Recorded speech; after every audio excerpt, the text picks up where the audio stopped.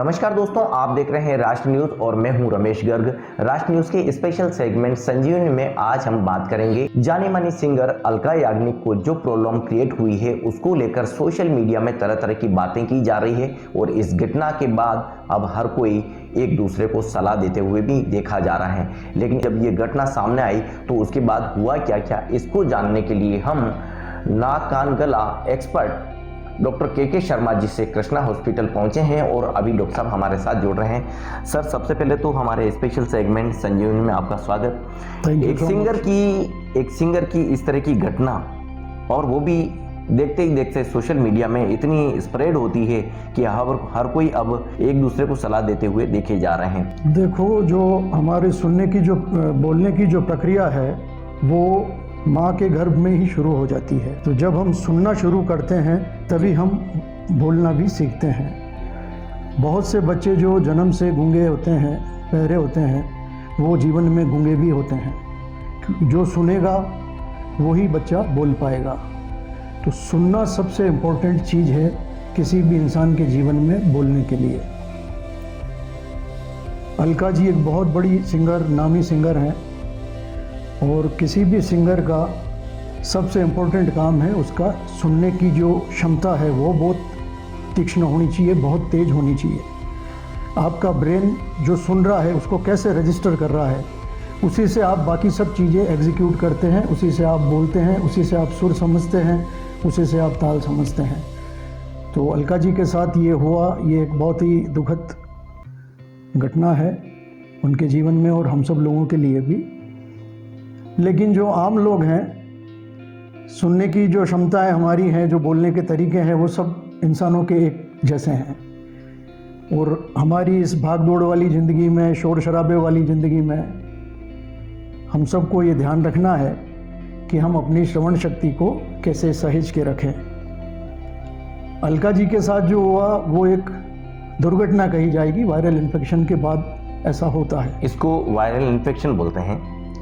कारण अचानक कम सुनने के कई सारे होते हैं, पर वायरल इन्फेक्शन एक बड़ा कारण है जी। जो भी वायरस हमारे जो रेस्पिरेटरी ट्रैक्ट को इन्वॉल्व करते हैं, वो कोई भी वायरस उसको सुनने की क्षमता को नष्ट कर सकता है। अभी जो कॉमन वायरस था कोविड का, उसमें काफ़ी पेशेंट्स में अचानक से सुनना कम होने के कुछ केसेस सामने आए। हालांकि अब कोविड का प्रकोप इतना नहीं है, पर किसी न किसी रूप में वायरस एक्टिव रहता है। हो सकता है कि उसका विरुलेंस या उसकी घातकता इतनी नहीं हो, पर किसी न किसी रूप में वो हमारी कम्युनिटी में अभी भी है जी। इस घटना के महज उदाहरण के चलते अब आम आदमी के जीवन में क्या बदलाव की ज़रूरत है।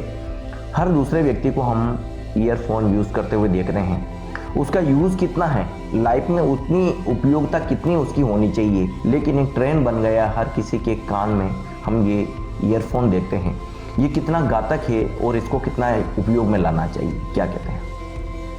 ईयरफोन अपने आप में वैसे घातक नहीं है जी, लेकिन अगर आप बहुत ज़्यादा लाउड म्यूज़िक या लाउड वॉइस अगर आप सुनेंगे जी, तो वो आपके कानों को नुकसान करेगा जी। प्रॉपर अगर कम वॉइस में आप उसको यूज़ करते हैं तो उससे कोई भी परेशानी नहीं है जी। जैसे ब्लूटूथ है, गाड़ी चलाते समय आप यूज़ करते हैं तो उसका इस्तेमाल किया जा सकता है जी। बनिस्बत कि आप हैंडसेट को हाथ में पकड़ के गाड़ी चलाते समय बात करें जी। तो ये तो एक सुविधा है आपके लिए जी। जैसे आप पास में गाड़ी में बैठे हुए किसी इंसान से बात कर रहे हैं तो वैसे ही आपका ब्लूटूथ भी काम करता है जी। पर काफ़ी लोगों की नेचर होती है कि वो म्यूज़िक बहुत लाउड सुनते हैं जी। और वो डायरेक्ट आपके कान में लगा हुआ है तो वो ज़्यादा आपके कानों को नुकसान करता है जी। दोस्तों देखिए, डॉक्टर शर्मा साहब लगातार इस प्रोफेशन में अपनी सेवाएं दे रहे हैं। मेडिकल क्षेत्र में लगातार विस्तार हुआ है, लेकिन शर्मा जी ने जिस दौर से इस प्रोफेशन में अपने आप को जोड़ा, उसके बाद उदयपुर के लिए चिकित्सा जगत में नाक कान गला यह एक अहम प्रोफेशन साबित हुआ। लेकिन किस तरह का संघर्ष सर कर रहा है और उदयपुर के इस कल्चर को लेकर क्या देखते हैं, किस तरह की इस क्षेत्र में बीमारियां खासकर नाक कान गला से रिलेटेड पाई जाती हैं और सर उसके लिए किस तरह से लगातार सेवारत है, इसी को लेकर जान लेते हैं। चिकित्सा प्रोफेशन तो सबसे बढ़िया प्रोफेशन है, हमेशा ही रहा है, नोबल प्रोफेशन है। और इसकी गरिमा बना के रखें, ये हम सब लोगों की जिम्मेदारी है। जी। रही बात बीमारियों की, तो सभी तरह की बीमारियां जो नाक कान गले में कॉमन होती हैं वो यहाँ भी हैं कॉमन। ऐसा कोई विशेष बीमारी जो इस रीजन में हो ऐसा तो नहीं है। सभी तरह की बीमारियां और सभी तरह के पेशेंट नाक कान गला संबंधी यहाँ पाए जाते हैं। जी। सर, खासकर आम व्यक्ति को नाक कान गला के लिए क्या सावधानी रखनी चाहिए? एक मैसेज के तौर पे, एक कॉमन मैसेज के लिए हम बात करें तो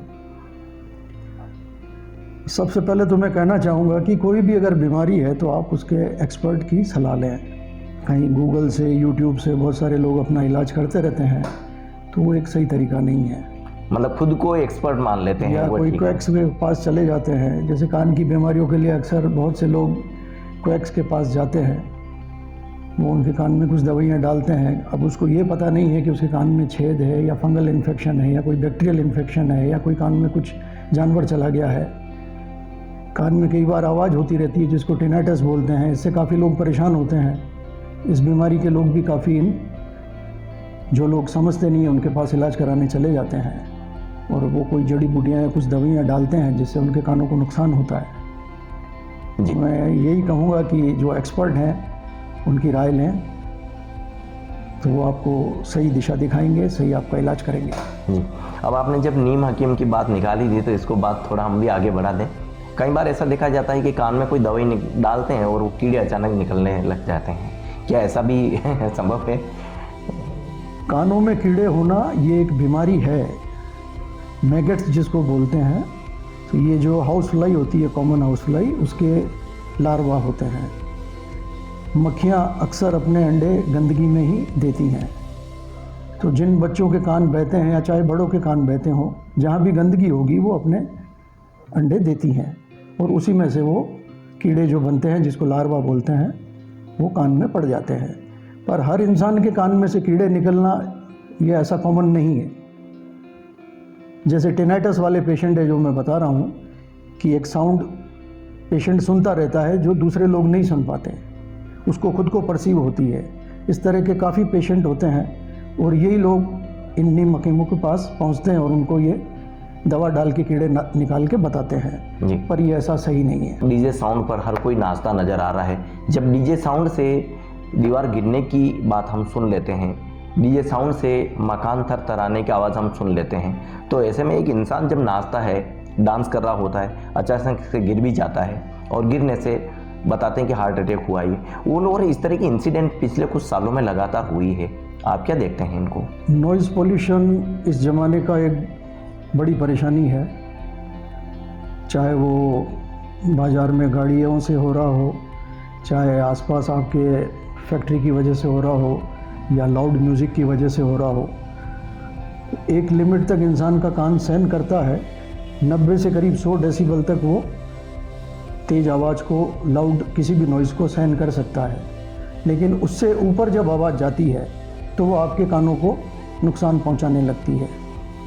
120 डेसिबल से ऊपर की आवाज़ बहुत ही घातक है और 90 से 120 के बीच में अगर आप लंबे समय तक तेज़ आवाज़ से एक्सपोज्ड हैं तो वो आपको टेम्परेरी हियरिंग लॉस करता है, जैसा कि फैक्ट्रियों में होता है, ड्रिलिंग मशीन्स में होता है। बहुत सारी जो कंस्ट्रक्शन वर्क है उसमें तेज़ आवाज़ होती है, कोई टूल ग्राइंडिंग है, कटिंग है, पत्थर काटने की मशीनें हैं, गैंगसो हैं, तो इनमें जो तेज़ आवाज़ें होती हैं उनमें जो काम करने वाले मज़दूर कारीगर हैं, अगर वो लंबे समय तक इन आवाज़ों से एक्सपोज रहते हैं डेली, क्योंकि ये प्रक्रिया रोज़ अगर हो रही है तो धीरे धीरे आपकी सुनने की क्षमता कम होती जाएगी।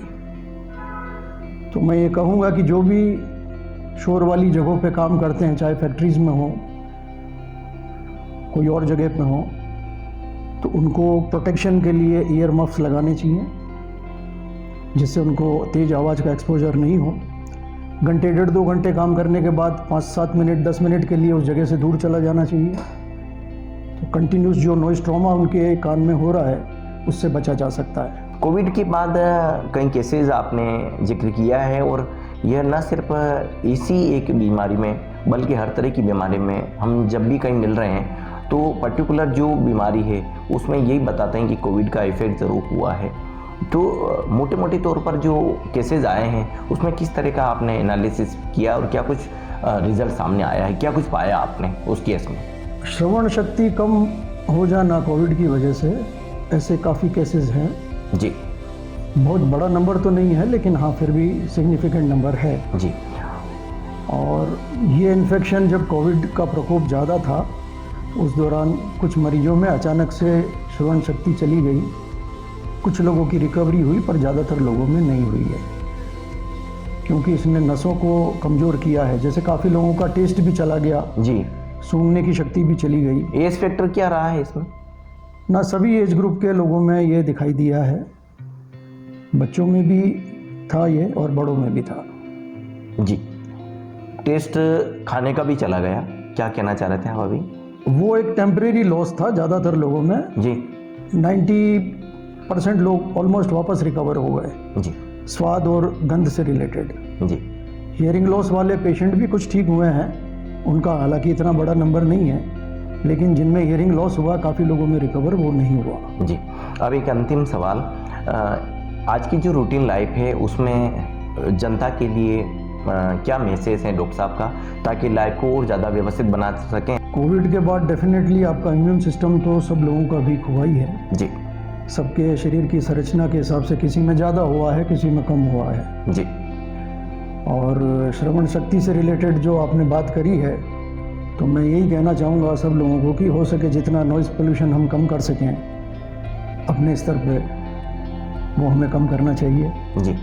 जहाँ तेज़ शोर है उस शोर से हमें बचना चाहिए, चाहे वो शादियों में डीजे की आवाज़ हो या कहीं भंडारों में डीजे की आवाज़ हो या कहीं प्रवचन चल रहे हों तो जो बड़े लाउड स्पीकर लगे रहते हैं उसके पास लंबे समय तक ना बैठें। जी। तो ये थे डॉक्टर के शर्मा साहब जिन्होंने अपनी एक बीमारी के जरिए, यानी कि जो अलका याग्निक की जो बीमारी आई है और जो उनको प्रॉब्लम क्रिएट हुई है उसको लेकर डॉक्टर साहब से जुड़े हैं और डॉक्टर साहब ने आज एक मैसेज भी दिया कि आपको किस माहौल में लगातार रहना है।